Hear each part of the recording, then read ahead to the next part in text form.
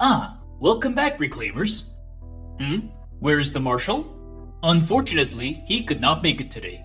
Fleet Admiral Hood and the Office of Naval Intelligence were not happy to find out about the Marshal snooping around the facility and conducting unauthorized tours. I know not what penalties have been assigned to the Marshal, but I heard he has been sent to a location called Bratislava.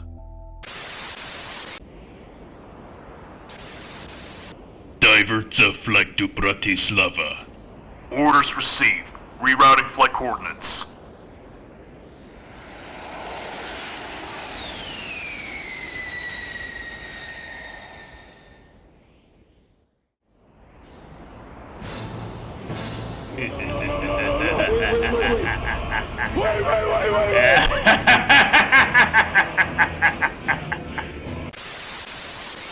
Given its location in Eastern Europe, I shudder to think what he has to endure.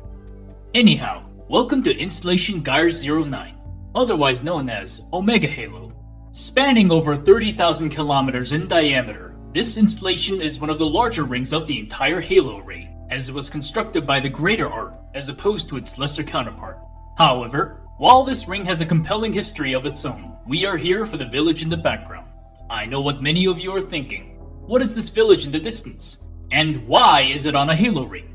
Well, Reclaimers, this village happens to be one of the many settlements of your very ancestors, after their defeat against my makers. In your last tour, at Site Yankee-002-G3, the Shadow Marshal covered the galactic war between my makers and your human ancestors. While the intricate causes of the conflict are quite convoluted, as the Marshal stated, some form of conflict was inevitable, and I fully concur. Even without the Flood's interference, both sides were unfortunately eager and prepared to smite the other. For both sides sought to settle the ultimate question since their very inception, millions of years ago. Who was the rightful upholder of the Mantle of Responsibility? It was only a matter of time until their fundamental difference of vision boiled into open hostilities. Despite humanity's valiant efforts, the entire Echemeans might prove too overwhelming for their already weakened forces. After a millennium of warfare, the ultimate question was finally determined through force, as my makers stood victorious against the humans at Sharum HaKor. While some human warriors stubbornly continued their resistance throughout the galaxy, humanity's interstellar empire officially came to an end once their Lord of Admirals Fortentio surrendered to the Didact. Finally, approaching his finest opponent in person, the Didact laid out the terms of defeat to the Lord of Admirals. Contrary to what many humans feared, humanity would be spared from extinction. Despite the reservations of my makers, the Mantle of Responsibility still sheltered all sentient life across the galaxy, including humanity. However, the Echemene Council, very much embittered from the war, still sought to see humanity punished for its transgressions. Therefore, their entire interstellar civilization, from its technology to its very culture, was to be dismantled. Aside from a select group of humans on Sharum HaKor, the remainder of humanity would undergo biological devolution and exile to their original homeworld, where they would be placed under the supervision of the Lifeworkers. In other words, your ancestors were reduced from an interstellar civilization to a primitive state, forced to start anew with sticks and stones. While humanity was spared, many surviving humans refused to accept such pitiful and humiliating fate. Therefore, many humans took their own lives anyways, choosing to die as honorable spacefaring warriors who stood against the Forerunners, as opposed to living in bondage as glorified pets of the Lifeworkers. Nevertheless, humanity earned a second chance to life, no thanks to the head of the Lifeworkers, the Librarian, who appealed to the Echemene Council in their stead. While many hardline figures in the Council still sought to eradicate all traces of humanity for good, some in the Council had not forgotten about the Flood. The parasite may have been defeated for now, but its complete eradication was far from certain. In fact, given its extragalactic origins, there was always a chance the Flood could return. Furthermore, it was the humans who first encountered the parasite and ultimately defeated them, their cruel methods notwithstanding. However, one question still remained elusive to my makers. How did the humans manage to not only defeat the Flood despite overwhelming odds, but also seemingly become immune to their infestation in the later stages of the conflict? Unfortunately for my makers, the humans, in a seeming act of revenge, destroyed all research data concerning the Flood in their final days of the war. denying them the valuable knowledge of combating the flood. Nevertheless, the Council deemed paramount to uncover such data, including any potential cure to the parasite. However, if the surviving humans were eradicated, my makers would never be able to find the answers to those questions. Therefore, if not compassion, practical considerations still convinced the Council to begrudgingly accept the librarian's appeal and ultimately decree the sparing of humanity, though not without certain conditions. The humans of Sharum-Hakor were to undergo sublimation by the composers, which extracted their conscience and memories into digital forms before discarding their physical bodies. This would allow my makers to study the human subjects in hopes of one day unlocking the cure, while still ensuring their containment. The remainder of humanity was promptly regressed into their ancestral forms, losing not only their original physical forms and intelligence, but also their entire civilizational history erased from memory. Their spacefaring empire, the precursors, Sharum-Hakor, the flood, everything was wiped out. Once more were the humans primitive earthlings, hunting animals with sticks and stones and living in caves. However, while many of my makers regarded the humans with loathe and pity, the librarian viewed otherwise. In fact, the librarian's attitude towards humanity shifted greatly since the onset of the conflict, having once advocated for their extermination before becoming its most ardent protector from my makers, including her very own husband, the Didact. While the humans were indeed overly aggressive during their campaign against the flood, the discovery of the parasite's true nature put their desperate struggle under a different light. Their ultimate victory against the flood allowed the librarian to see great potential in humanity, which prompted her to appeal to the Council for the preservation of their civilization as well. Unfortunately, this proposal was soundly rejected by the Council, who sought to ensure humanity never threatened Forerunner primacy by permanently neutering their development as a species. While greatly displeased by the Council's decision, the librarian did not falter in her guardianship over the fledgling humans and maintained her faith in their potential. Her faith was proven correct, as over the span of a mere millennium, the primitive humans made incredible progress by developing agriculture and rapidly growing in population. However, such rapid advancement had to remain hidden, as its discovery by the Ecumene Council could prompt them to reverse the decree and eradicate the humans for good. Therefore, to circumvent these risks, some human settlements would be moved to other locales beyond Earth, such as the very village behind us. Nevertheless, having already overcome much of their biological devolution inflicted by the Council, the librarian hoped for humanity to not only regain its former heights, but also perhaps one day surpass my makers and inherit the mantle of responsibility. Meanwhile, with the war against humanity finally over, additional developments took place within the Ecumene, one that would not only determine the fate of my makers, but also the entire galaxy. For that, we shall now travel across the galaxy to the very nexus of the Ecumene.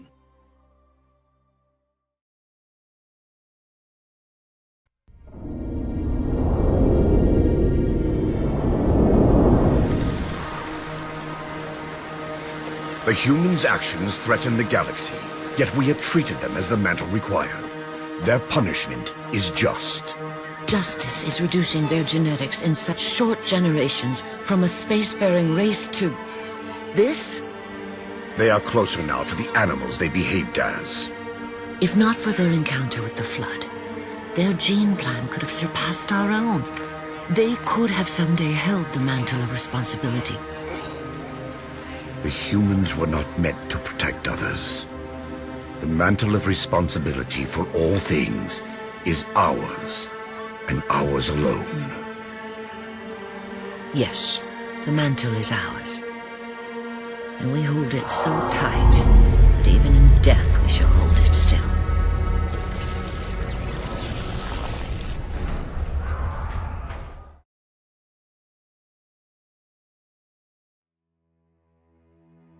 Welcome to Mithrillion, the capital of the Ecumene. As the political center of my makers, this megastructure hosted most of the Ecumene's key institutions, including the Ecumene Council, the Capital Court, and many other administrative bodies.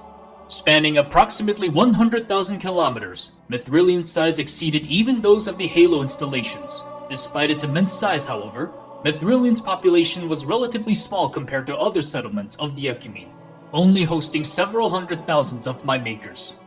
However, these select group of Mithrillion were the most high-ranking and influential figures of the Ecumene, including most members of the Council and leaders of various rates, such as the Master Builder Faber.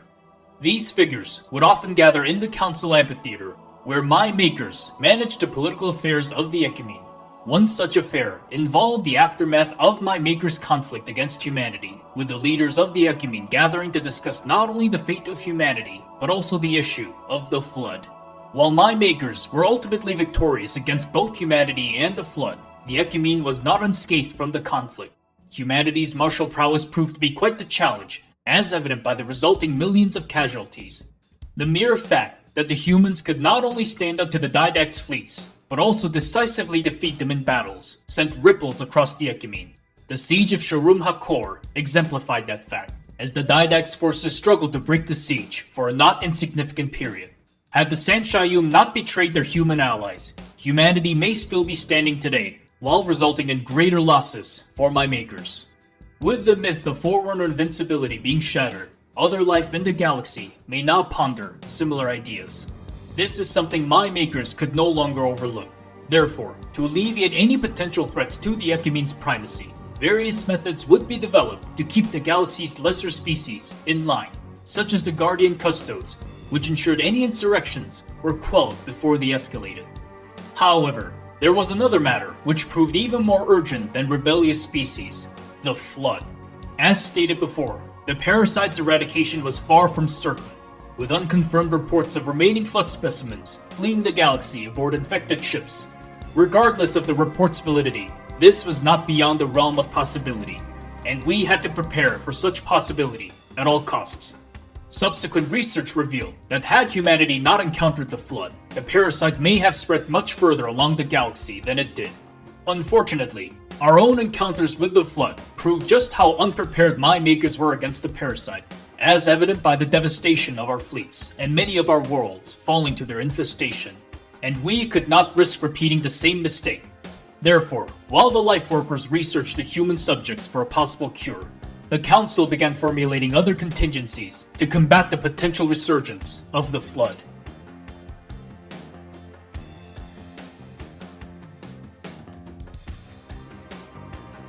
Within the Council Amphitheater, various solutions were proposed for combating the Flood. After countless debate sessions, the solutions were narrowed down to two opposing views.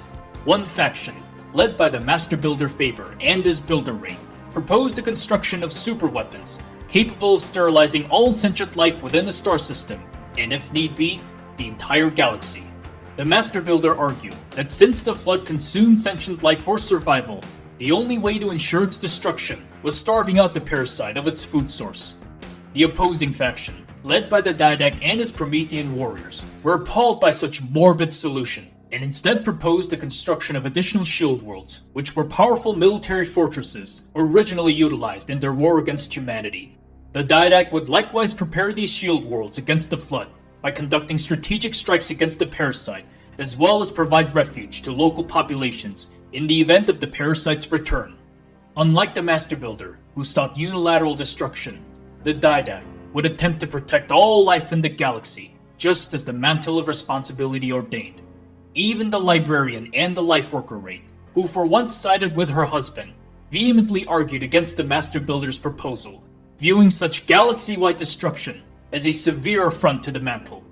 Unfortunately for the Didact, while he exceeded in the realm of war, he found himself outflanked in the realm of politics. The Master Builder Faber and his builder rate amassed enormous wealth and influence within the Ecumene, thanks to the millennia of political maneuvering and corruption. Yet, the Didact and his Prometheans always proved to be a thorn on his side, consistently vetoing the Master Builder within the Council. However, this discourse was the one chance for the Master Builder to finally rid his political archenemy and consolidate his power within the Ecumene. With the construction of these superweapons, the warrior servant rate would be rendered obsolete, an argument the Master Builder hoped to convince the Council with. In 98,445 BCE, after approximately 8,000 years of debate within the halls of Mithrilian, the Ecumene Council ultimately sided with the Master Builder, thus sanctioning his plans to construct these superweapons. Despite the valiant efforts of the Didact and his Prometheans, their fates were sealed. With the Council now on the Master Builder's side, The Didact and his Prometheans were ordered to halt the construction of the Shield Worlds, relinquish all of their assets, and submit to the Master Builder's authority. The Didact, unwilling to compromise his principles, refused this decree. As a result, the Council stripped the Didact of his powers and forced him into exile from the Ecumene. A few loyal Promethean warriors would follow their leader, sealing themselves in their cryptums. These warriors would not be awakened for another millennium. Meanwhile, with its leadership now disbanded, the entire warrior servant rate was significantly diminished. Now dishonored and marginalized within the Ecumene society, many warrior servants either moved on to other rates or remained part of the Builder rate's newly constituted security force, becoming nothing more than the Master Builder's personal army. While this measure ensured the Master Builder's domination within the Ecumene, such neutering of our military forces would have catastrophic consequences for the future conflicts to come.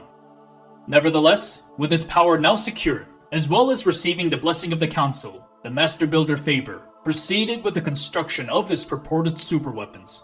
These superweapons would become known as the Halo Array.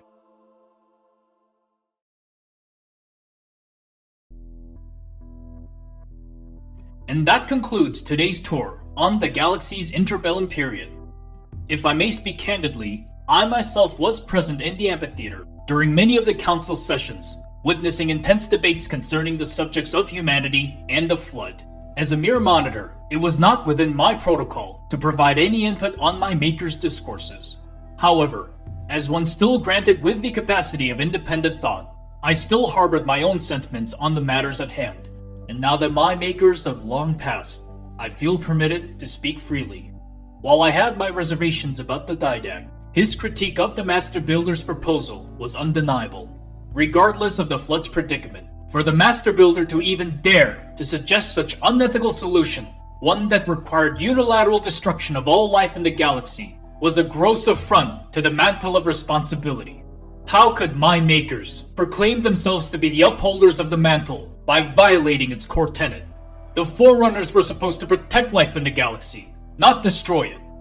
Unfortunately, it appeared the Ecumene Council neglected this core tenet once they sided with the Master Builder and approved his atrocious plans. Nevertheless, being unable to halt the construction of the Halo Array, the Librarian and her life workers instead focused on ensuring life's continuity in the galaxy, in the event the unthinkable occurred.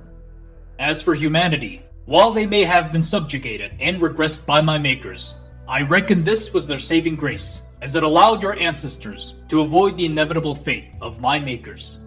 And the Librarian was determined to ensure humanity would not only survive, but also thrive once more. And I, 628 Enduring Shadow, was likewise determined to assist her in this objective. Even now, I am still committed to this objective by assisting you Reclaimers as you navigate this dangerous galaxy. In the coming tour, we shall explore deeper into the Halo Array, from its initial construction to its inner workings, and how underneath this seemingly beautiful installation harbors the power to eradicate the entire galaxy. Until then, please remain here and wait for the Pelican dropship's arrival. And please, do not loiter around unauthorized areas, lest you wish to get banished to Bratislava, like the Shadow Marshal. Until next time, Reclaimers.